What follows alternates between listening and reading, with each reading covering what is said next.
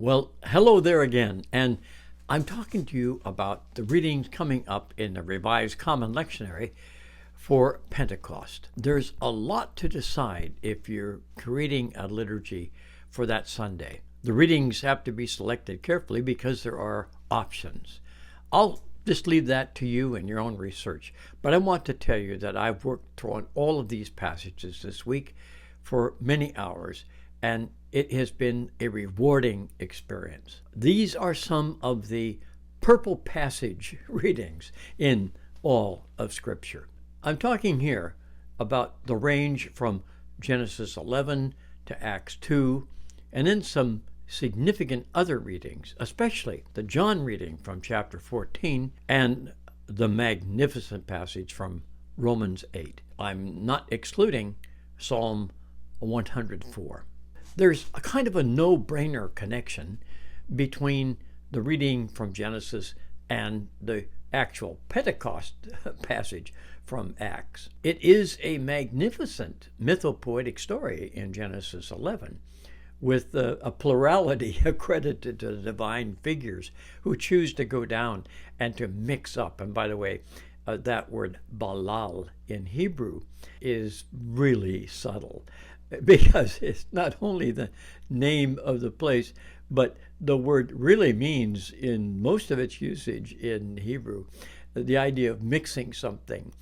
And it comes out as confusing the language so that human beings cannot create a physical and verbal infrastructure that would make them godlike. And so the balal, the mixing up of languages, and then of course in Acts, it's the unmixing of languages by the visitation of the Spirit, making open to all persons. And that's a kind of a paradigm for Luke's whole plot, because Acts is really going to be about the growing discernment of the apostles and of Paul to the fact that this is not simply a message of universal salvation for all the universe of diaspora Judaism, but for everyone. And so that is a profound making of one that was made many in the story of the Tower of Babel,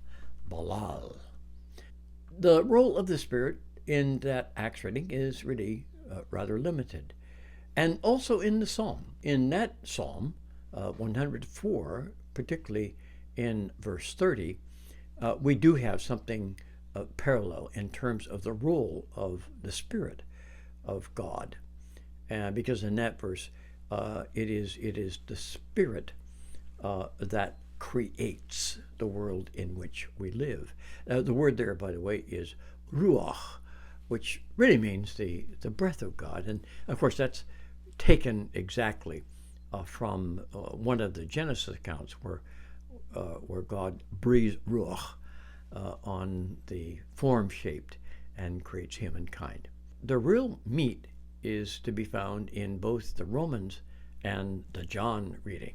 Now, with regard to that reading in John, it's a typical kind of circular, this leads to that and that leads to that, but in summary it's pretty plain, which is to say that the idea of believing, and I say it that way because in John, belief is always a verb. The word faith has no role in John's gospel. It's action. It's the actual verb, to believe. And that is represented in this reading as a complicated thing, not an easy thing, as many try to proclaim it.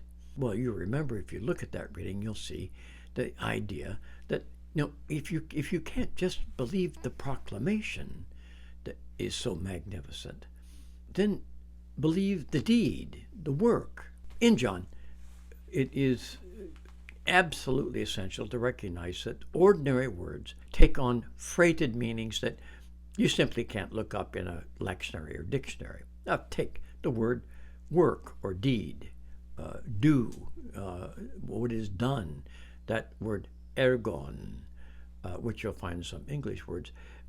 It won't help you to look up even the biggest Greek dictionary.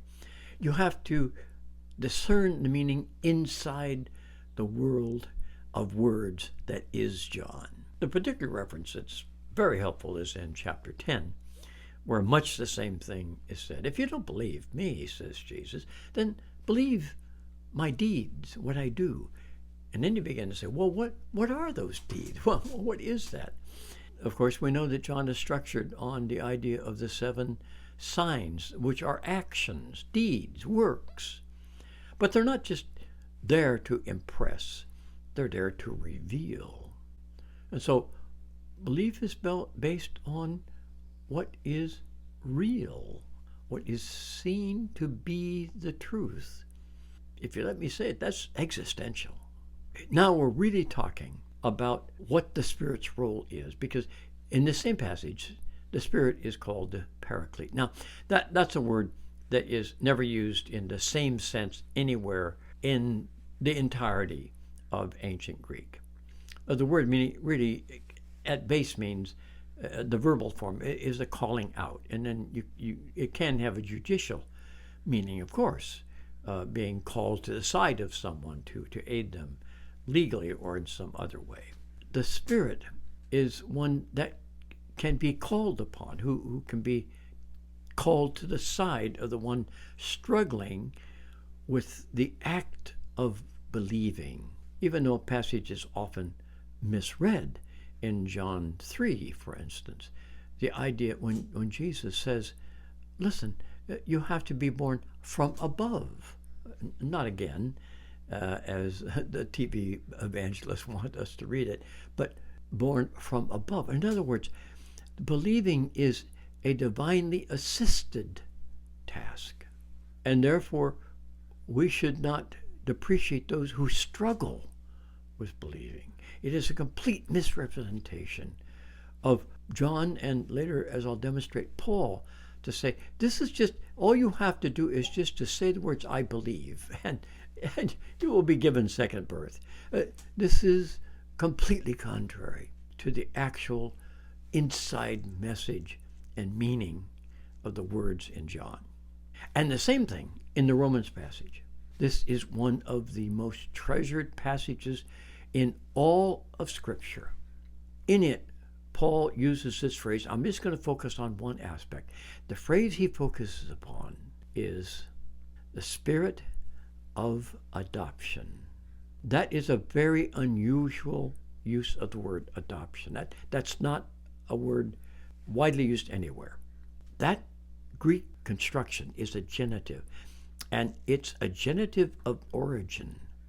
In other words, it is saying our adoption is originated in the work of the Spirit.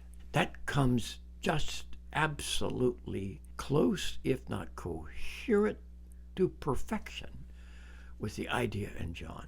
It is the Spirit who aids us in this task of being so integrated into the family of God as to be actually described as being adopted, to being a co-heir. we could say a co-sibling, in fact, with others, and of course with the risen Christ.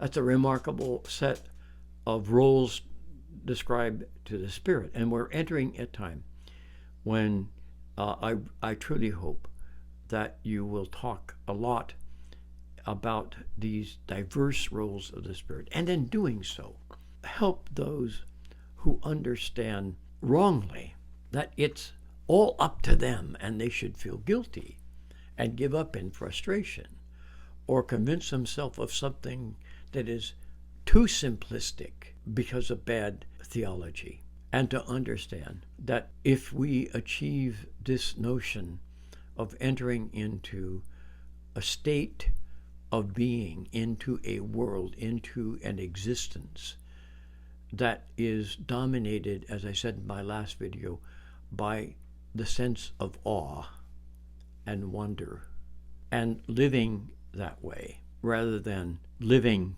by any human ideology or any system, any set of convincing values, when we offer ourselves up to those understandings.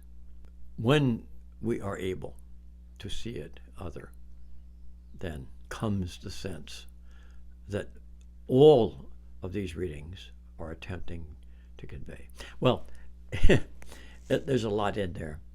Take some time with these texts, and I'm glad to be able to offer you some hints about where you might take it in your own creativity.